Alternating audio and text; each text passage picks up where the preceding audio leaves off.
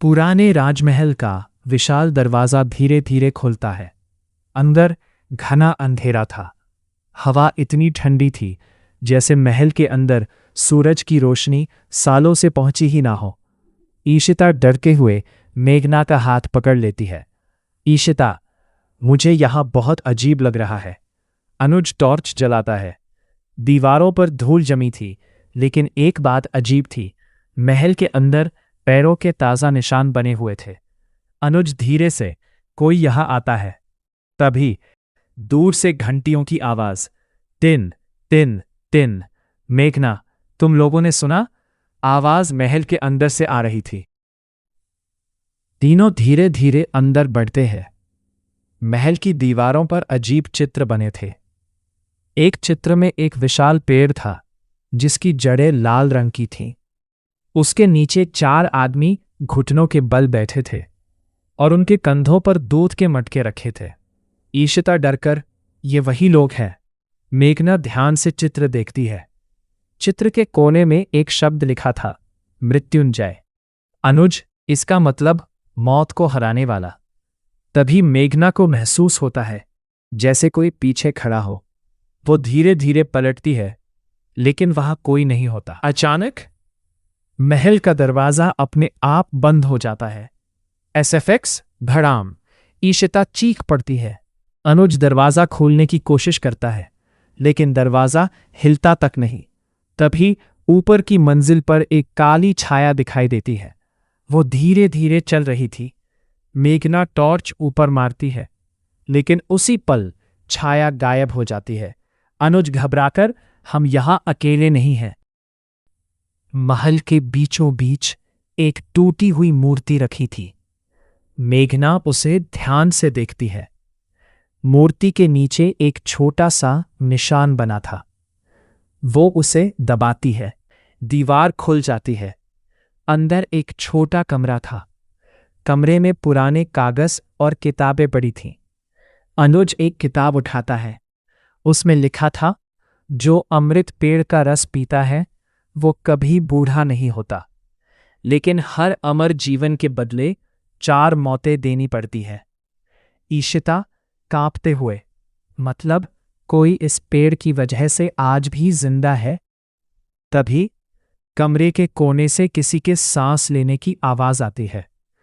तीनों धीरे धीरे उधर देखते हैं और अचानक अंधेरे से वही 4 आदमी बाहर आते हैं। उनकी त्वचा नीली पड़ चुकी थी, आंखें सफेद थीं और कंधों पर वही दूध के मटके रखे थे, लेकिन इस बार मटकों से दूध नहीं, खून बह रहा था। ईशिता डरकर रोने लगती है।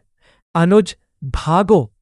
तीनों भागने लगते हैं, लेकिन महल के राहें बदलने लगते हैं।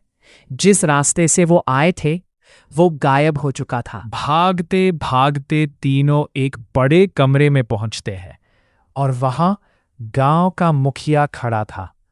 मेघना गुस्से में, आप यहां क्या कर रहे हैं? मुखिया धीरे धीरे मुस्कुराता है, क्योंकि इस रहस्य का रक्षक मैं हूं।